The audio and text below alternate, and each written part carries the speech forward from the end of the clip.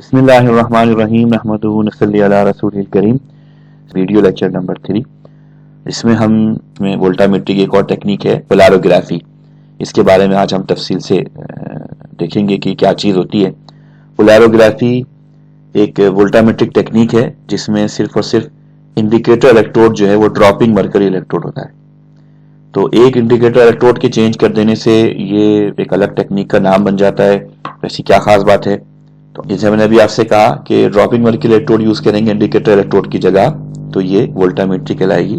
ساری پولاروگرافی، آل پولاروگرافی از وولٹامیٹری but all وولٹامیٹری are not پولاروگرافی، یعنی پولاروگرافی سے کائنڈ آف وولٹامیٹری، لیکن ساری وولٹامیٹریز پولاروگرافی نہیں ہوتی۔ شاید بات سمجھ میں آ گئی اس جملے سے۔ وولٹامیٹری میں ہم نے چند چیزیں دیکھی کہ اس میں الیکٹروڈ جو انڈیکیٹر الیکٹروڈ ہوتا ہے فکس ہوتا ہے، اور ہمیں انڈیکیٹر الیکٹروڈ کو جب ہم استعمال کرتے ہیں تو کچھ عرصے بعد ایسی بات ہے وہ کنٹامنیٹ ہوتا رہتا ہے رن کے بعد، تو اس میں کنٹامنیشن کی وجہ سے اس کی پرفارمنس میں کمزوری آنا شروع ہو جاتی ہے، کمی آنا شروع ہو جاتی ہے، لہٰذا اس کو پالش کرنا ہوتا ہے، ریجنریٹ کرنا ہوتا ہے، کلیننگ کرنی پڑتی ہے۔ اسی طرح یہ کم سینسیٹیو ہوتا ہے پولاروگرافی سے، جو ہم پولاروگرافی پڑھنے جا رہے ہیں اس کی وجہ یہ بھی ہے کہ الیکٹروڈ کنٹامنیٹ ہوتا جاتا ہے، اس کی سینسیٹیوٹی ڈراپ ہوتی جاتی ہے۔ دوسرا اور بھی وجوہات ہو سکتی ہیں جو ہم آگے سمجھ لیں گے۔ یہ الیکٹروڈ سمپلز ہوتے ہیں، سادہ ہوتے ہیں اور کم کمپلیکیٹڈ ہوتے ہیں۔ سمپل کے دوسرے معنی کم کمپلیکیٹڈ ہونا، کیونکہ اس میں ہم جو ہے سمپل ایک الیکٹروڈ یوز کرتے ہیں، وہ وائر ہوگا یا اس کا کوئی بھی شیپ ہوگا، سرکولر ڈسک ہوگی یا وہ ایک اسٹرپ ہوگی، تو سمپل الیکٹروڈز ہوتے ہیں۔ اس کے بالمقابل پولاروگرافی میں کیا ہے کہ اس میں جو الیکٹروڈ ہوتا فکس نہیں ہوتا، کنٹینیوسلی ریفریشنگ الیکٹروڈ چینج ہوتا رہتا ہے وقت کے ساتھ ساتھ۔ دوسری بات یہ کہ اس میں کوئی پالشنگ یا ریجنریشن کی ضرورت نہیں پڑتی، کیونکہ نیا فریش الیکٹروڈ ہمیں مل رہا ہوتا ہے، لہٰذا ہمیں پالشنگ یا سرفیس ریجنریشن کی ضرورت نہیں پڑتی۔ اور یہی وجہ ہے کہ ہم کم سے کم کنسنٹریشن لیول پہ بھی کام کر سکتے ہیں پولاروگرافی۔ وولٹامیٹری میں ہم ایک حد تک آ سکتے ہیں پی پی ایم لیول تک، لیکن سب پی پی ایم لیول پر جانے کے لیے ہمیں جو ہے وہ پولاروگرافی کی ضرورت پڑ جاتی ہے۔ زیادہ سینسیٹیو ہے وولٹامیٹری کے مقابلے میں، اور اس کا انڈیکیٹر الیکٹروڈ یعنی ڈراپنگ مرکری الیکٹروڈ جس کا تذکرہ ہوا یہ ذرا کمپلیکیٹڈ ہوتا ہے، ناٹ سو سمپل۔ مرکری ویسے ایک لیکوڈ ہوتا ہے، مرکری ڈفرنٹ قسم کا میٹل ہے جو سالڈ فارم میں نہیں پایا جاتا، اور اس کو فلو کرنا، وہ فلو ہو جاتا ہے، فلوئڈ ہے، لیکوڈ ہے، فلو ہوتا ہے، تو فلو کو مینٹین کرنا، there are so many complication in dealing with the mercury۔ پھر یہ ٹاکسک بھی ہوتا ہے، اس کا بھی خیال رکھنا۔ یہ جناب ایک سمپل سی ڈائیگرام ہے جس میں ایک وولٹامیٹرک سسٹم شو کیا گیا ہے، آپ پہلے پڑھ چکے ہیں۔ یہ ریفرنس الیکٹروڈ ہے، یہ آکسیلری الیکٹروڈ ہے، اور یہ ورکنگ الیکٹروڈ ہے۔ تو ورکنگ الیکٹروڈ ابھی جیسے بات آئی پولاروگرافی میں، اسے ریپلیس کر دیں گے کس سے؟ Dropping mercury electrode. تو یہ سادہ سا ایک شکل بنائی گئی، اتنی سمپل شکل ہوتی نہیں ہے، لیکن صرف سمجھانے کے لیے کہ ڈراپنگ مرکری الیکٹروڈ میں ایک مرکری کا ریزروائر ہوتا ہے، اور اس کے اوپر سے مرکری کا ایک لوڈ پریشر ہوتا ہے، ایک باریک سی کیپلری ہوتی ہے، بہت باریک کیپلری، اس کے اینڈ پر یہ ڈراپ بن رہا ہوتا ہے مرکری کا، تو یہ الیکٹروڈ ہوتا ہے۔ اس ڈراپ کو حاصل کرنے کے لیے اوپر سے مرکری کا پریشر، اس کا لوڈ، ایسی بات ہے جو مینسکس کم ہوتا جاتا ہے تو مرکری کا جو پریشر ہے، لوڈ ہے، ویٹ ہے، وہ کم ہوتا جائے گا، تو ڈراپ ٹائم میں اور ڈراپ ڈیوریشن میں، ڈراپ لائف میں چینج آ جاتی ہے۔ اس لیے اس سب کو مینٹین کرنے کے لیے بہت سا انتظام کرنا پڑتا ہے۔ ہم خیر اتنی تفصیل میں نہیں جائیں گے، ہم ضرورت کی بات اس میں سے سیکھیں گے۔ یہ اس کا ڈراپ ہے مرکری کا، جو اس کی یہ باریک سی کیپلری آپ کو نظر آ رہی ہوگی اس کے اندر، اور یہ پس منظر میں، اور یہاں یہ مرکری ڈراپ بن رہا ہوتا ہے، اور یہ ڈراپ جو ہے یہ مستقل گرتا رہتا ہے، ڈیٹیچ ہو جاتا رہتا ہے اس طرح سے، اور نیچے جو ہے سسٹم کے سیل کے اندر نیچے اس طرح سے آ کے یہ گر جاتا ہے، اور جب تک یہ اس سے پیوستہ رہتا ہے اس وقت تک تو یہ الیکٹروڈ ہوتا ہے۔ جب یہ نیچے گر جاتا ہے تو یہ الیکٹروڈ نہیں رہتا، اس کا کوئی تعلق پھر اب پولاروگرافی یا وولٹامیٹری سے نہیں رہتا۔ تو آئیے یہ کس طرح سے ورک کرتا ہے اس کو ہم دیکھ لیتے ہیں۔ یہ ایک وولٹامیٹرک سیل ہے، اس میں پولاروگرافی بھی یوز کی جا رہی ہے، اور وولٹامیٹرک سیل میں یہ 3 الیکٹروڈ ہیں آپ کو نظر آ رہے ہیں، اور یہ آپ کو 3 الیکٹروڈ مزید نظر آ رہے ہیں۔ یہ دیکھیے یہ مرکری کے ڈراپس کے بعد گر رہے ہیں، یہ اس طرف ریفرنس الیکٹروڈ ہے، اور یہ کاؤنٹر یا آکسیلری الیکٹروڈ ہے۔ یہ پورا الیکٹروڈ ہے، ڈراپنگ مرکری الیکٹروڈ سسٹم دکھایا جا رہا ہے۔ یہ ریفرنس الیکٹروڈ ہے، اور یہ کاؤنٹر الیکٹروڈ ہے۔ یہ ریفرنس الیکٹروڈ، اور یہ کاؤنٹر الیکٹروڈ. اب ہمیں جو وولٹیموگرام ملتا ہے وہ تو عام طور سے اسٹریٹ لائن ہوتی ہے یوں، ہے نا. لیکن پولیروگرافی اگر ہم کریں اور ہم ہر لمحے کے کچھ حصے میں بھی یعنی ریڈنگز نوٹ کریں تو ہمیں جو وولٹیموگرام ملے گا، جس کو ہم پولیروگرام کہہ سکتے ہیں پولیروگرافی کے کیس میں، یہ اس میں اس طرح کے زگ زیگ پیٹرن ملتے ہیں. تو یہ زگ زیگ پیٹرن آخر کیوں آ رہے ہیں، کیا وجہ ہے؟ اگر ہم نوٹ کریں، ہاں اگر ہم مخصوص ٹائم کے بعد نوٹ کریں ہو سکتا ہے ہمیں اس طرح کے کرو مل جائے، لیکن ہم ہر لمحے دیکھیں، ہر وقت میں دیکھتے رہیں مستقل، ریئل ٹائم جسے کہتے ہیں، تو ہمیں اس طرح کے زگ زیگ پیٹرن ملتے ہیں. تو دیکھیے اس کو سمجھنے کی کوشش کرتے ہیں. یہ جو الیکٹروڈ ہوتا ہے نا، اس الیکٹروڈ کی اگر ہم ٹپ پر غور سے دیکھیں اور یہاں بھی ہم دیکھتے رہیں کہ اس وقت الیکٹروڈ کا کچھ سائز ہے نا، یعنی چھوٹا سا ایک ڈراپ بنا ہوا ہے، تو کچھ کرنٹ ہوگا یہاں پر. فرض کریں یہ جو ریڈ کلر کا کرسر آ رہا ہے نا، یہ اتنا کرنٹ ہوگا اس کا.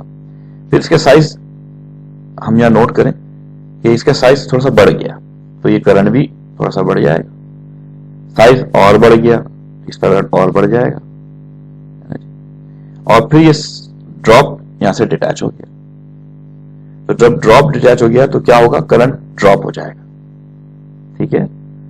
اگلا ڈراپ میں کیا ہوگا، اگلے ڈراپ میں پھر جیسے ہی جو ہے کرنٹ ڈراپ سائز بڑھا، کرنٹ بڑھے گا، اور بڑھا، کرنٹ اور بڑھ گیا. اور جیسے ہی یہ ڈراپ ڈیٹیچ ہوگا کرنٹ نیچے ہو جائے گا، لیکن بالکل زیرو نہیں ہو پاتا کیونکہ فوراً ہی آپ دیکھیں کہ نیا ڈراپ آ جائے. پھر دیکھ لیتے ہیں، یہ ڈراپ بڑا ہوا تو کرنٹ بڑھ گیا، اور ڈراپ بڑا ہو گیا کرنٹ اور بڑھ گیا. اور جیسے ڈراپ ڈیٹیچ ہوا کرنٹ کم ہوا، لیکن فوراً اگلے ڈراپ کے بننے کی وجہ سے دوبارہ. تو اس طرح زگ زیگ پیٹرن آئیں گے. اور آپ یہ بھی کہہ سکتے ہیں کہ ان زگ زیگ پیٹرن کو کاؤنٹ اگر آپ کر لیں تو آپ نمبر آف ڈراپ کاؤنٹ کر سکتے ہیں کہ یہ ایک ڈراپ ہے، یہ دوسرا ڈراپ ہے، یہ تیسرا ڈراپ ہے. جتنے ڈراپ گریں گے زگ زیگ پیٹرن اس طرح سے ہوتے ہیں. عام طور سے زگ زیگ پیٹرن نوٹ نہیں کیے جاتے. نوٹ کرنے کا طریقہ کار ہوتا ہے وہ اس طرح سے کہ بعض لوگ یہ کہتے ہیں جی میکسیمم کرنٹ لیا جائے، تو پھر کیا کرتے ہیں وہ ایسا پروگرام کر لیتے ہیں اس کو کہ میکسیمم کرنٹ ہی لیے جاتے ہیں. اچھا یہ ٹائمنگ جو ہے نا، یہ ڈراپ ٹائم یہ بہت کم ہوتا ہے، ملی second, Nano second, micro second. یہ ہم خود سے ڈراپ نہیں گرا سکتے. آپ نے ڈراپ کرتے ہوئے بھی دیکھے تھے ویڈیو میں کہ وہ بہت معمولی سے وقت کے ساتھ گر رہے ہوتے ہیں، سیکنڈ کے کچھ حصے کے ساتھ.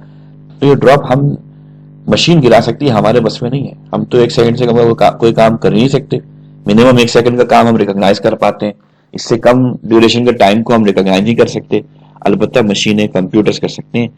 تو وہ ان ڈراپس کو اس طرح سے گراتے رہتے ہیں اور نوٹس کرتے رہتے ہیں. تو بات ہو رہی تھی میکسیمم کرنٹ کی. اگر ہم میکسیمم کرنٹ لیں گے تو ہم یہاں سے ریڈنگ نوٹ کر لیں گے. کچھ لوگ کہتے ہیں نہیں جناب ایوریج لینا چاہیے، تو ایوریج کرنٹ لیا جاتا ہے. دونوں صورتحال استعمال کی جاتی ہیں. اس سے جو کرنٹ ملتا ہے پولیروگرافی میں وہ وولٹا میٹر کے مقابلے کچھ اور فیکٹرز پہ بھی ڈیپینڈ کرے گا. وولٹا میٹر میں ہم نے دیکھا تھا کہ این پر ڈیپینڈ کر رہا تھا، ڈیفیوژن کوفیشنٹ پہ ڈیپینڈ کر رہا تھا، اور تھکنیس آف ڈیفیوژن لیئر پہ ڈیپینڈ کر رہا تھا. لیکن یہاں پر یہ 708 کانسٹنٹ ہوتا ہے، این نمبر آف الیکٹران ہے، سی جو ہے کنسنٹریشن ہے، ڈی ڈیفیوژن کوفیشنٹ ہے لیکن اس کا اسکوائر روٹ ہوگا، اور ایم جو ہے فلو ریٹ ہے مرکری کا. جب مرکری کا الیکٹروڈ ہے اس کے فلو ریٹ کو بھی مینٹین کرنا پڑتا ہے. اور ٹی ڈراپ کا ٹائم ہے، اور یہ ڈراپ ٹائم جو ہے بہت تھوڑا سا ہوتا ہے، سیکنڈ کا کچھ حصہ یا ایک سیکنڈ. تو یہ ڈراپ ٹائم بھی مینٹین کرنا پڑتا ہے. تو اگر ہم آئی میکس لیں گے تو یہ ایکویشن یہ بنتی ہے، اور اگر ہم آئی ایوریج لیں گے تو ایکویشن یہ بن جاتی ہے. ان دونوں ایکویشن کو ملا کر ایلکوبک ایکویشن کہا جاتا ہے. ایلکوبک ایکویشن. بس دونوں ایکویشن میں فرق کیا ہے؟ اگر if you are using IMAX then this will be 708, the coefficient will be 708. Use the I average, تو it means کہ آپ صرف کوفیشنٹ چینج کر رہے ہیں 607، باقی جتنی بھی پیرامیٹرز ہیں وہ سیم رہتے ہیں، آئیڈینٹیکل رہتے ہیں. جب ہم کے استعمال کرنے لگے ہیں پولیروگرافی یعنی بہت سینسٹیو سسٹم، تو بہت ساری ایسی باتیں جو کہ وولٹا میٹر کے اندر ہمیں نہیں خیال کرنی پڑتی تھی، سینسٹیو سسٹم میں آنے کے بعد خیال کرنا پڑ جاتا ہے. اس میں ڈیزالو آکسیجن بھی ہے. لیکن ہم جو بھی سولوشن استعمال کرتے ہیں، مثلا ہم جو پانی پیتے ہیں نا، پانی کا ایک ٹیسٹ ہوتا ہے.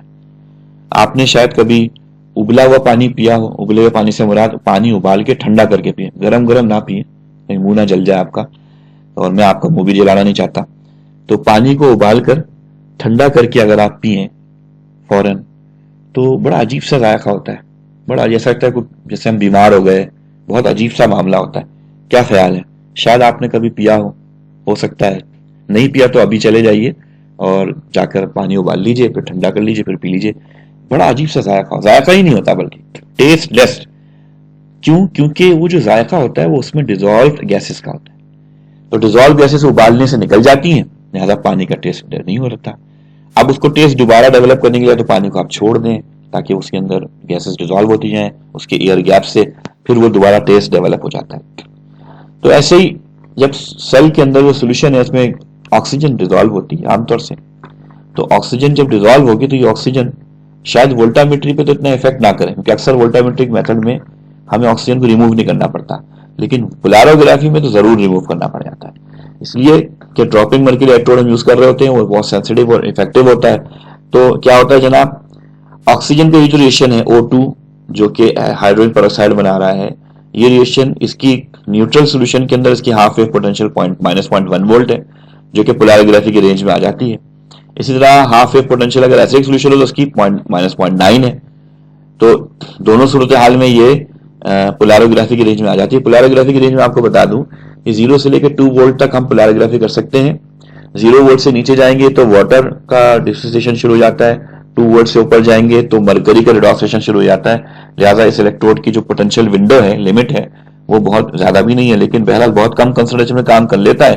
اسی لیے اس کو یوز کیا جاتا ہے اور اس لیے اس کی اہمیت ہے کہ پولیروگرافی ایک الگ ٹیکنیک کے طور پر پکاری جاتی ہے.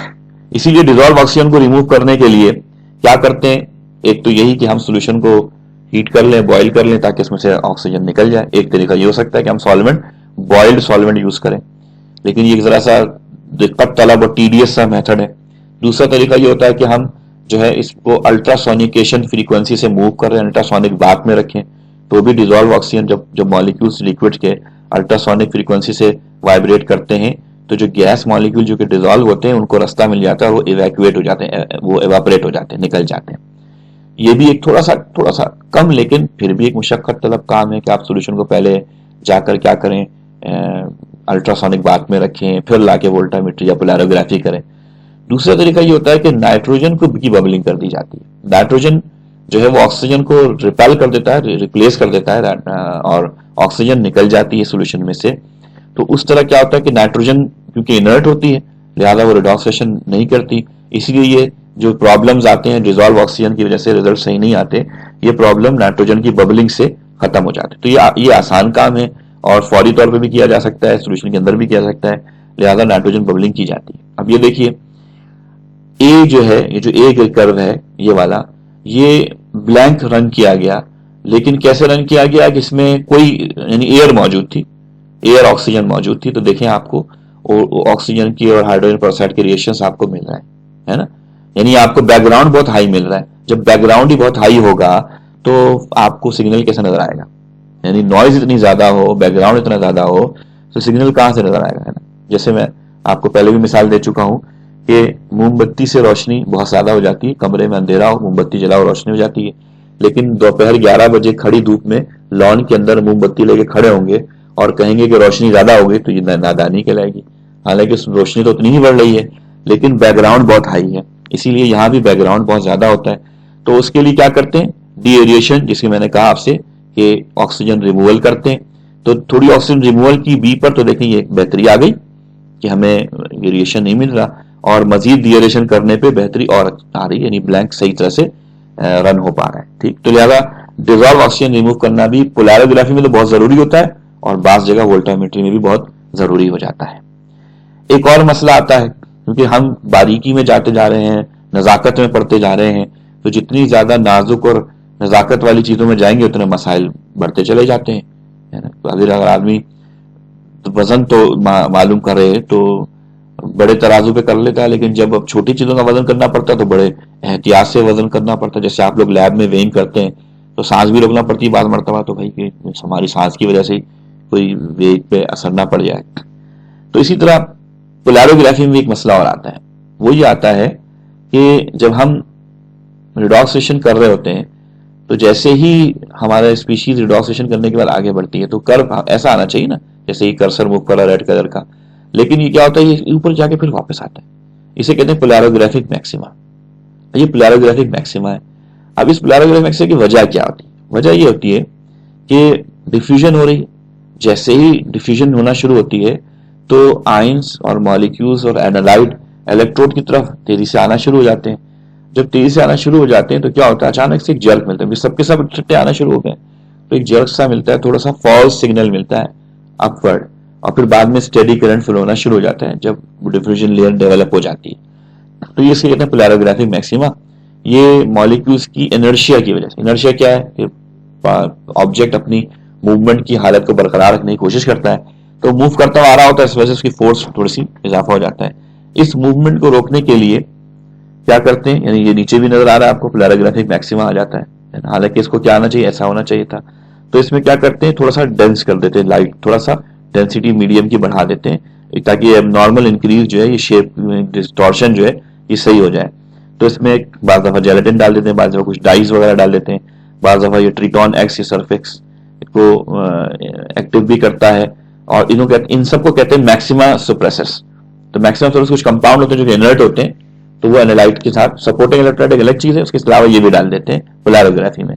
तो उससे क्या होगा, उससे फिर जनाब अब जो है ये जो ए ग्राफ है ये तो है in presence of, in absence of maximum suppressor, और बी जो है ये in presence of maxima suppressor, यानी सोडियम मिथाइल हाइड्राइड डाल दिया गया, एक तरह की डाई है, और इसका क्या हुआ, बहुत कम परसेंटेज डाला गया, लेकिन क्या हुआ कि वो जो एकदम तेजी के साथ आने वाले एनालाइट थे, जैसे आपने देखा होगा ना, बस पॉइंट आके रुकता है स्टॉप पे, बहुत सारे स्टूडेंट्स खड़े हुए हैं आप, और आप पॉइंट आके रुका तो सब एकदम उसकी तरफ रश करके जाते हैं दरवाजे की तरफ, और पहले चंद सेकंड के लिए तो एक भी नहीं चढ़ पाता, एक दूसरे को कोहनियां लग रही होती है, किसी का जबड़ा टूट रहा होता है, उसके बाद सब स्टडीली चढ़ना शुरू हो जाते हैं। ये मंजर आपने देखा ही होगा, बिल्कुल इसी तरह यहाँ होता है कि अचानक एक फॉल्स सिग्नल मिलता है, तो उसको सबको सही करने के लिए क्या करना पड़ता है, मैक्सिमा सप्रेसर ऐड करना पड़ता है।